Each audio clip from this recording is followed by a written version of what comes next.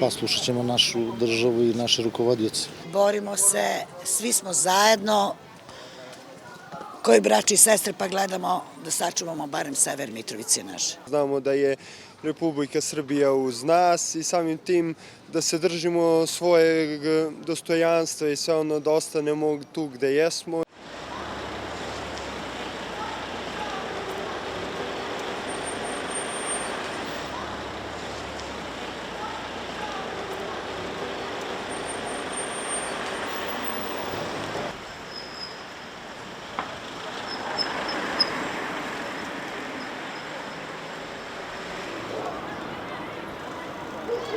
Të mos ketë qortime, të mos ketë as gjoba, ne i ftojmë të gjithë qytetarët e Republikës Kosovës, të cilët kanë aso targash që edhe të mos marrin qortime e gjoba, por në anën tjetër edhe të vazhdojnë të përfitojnë nga ajo mundësia që ngelet.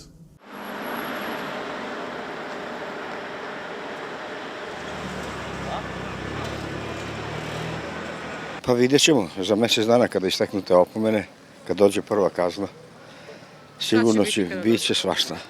Biće svašta. Nećemo plaćati te kazne. Jednostavno, ovo je moja država. I dalje ću registrovati na srpsku tablicu. Pa plaćat ćemo naravno, plaćat ćemo bolje i da platimo nego da se odreknemo svoje zemlje.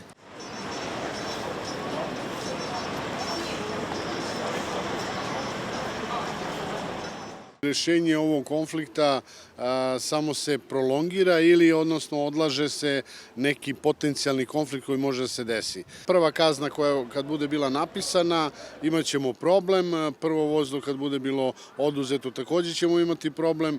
Problem će se samo produbiti još više.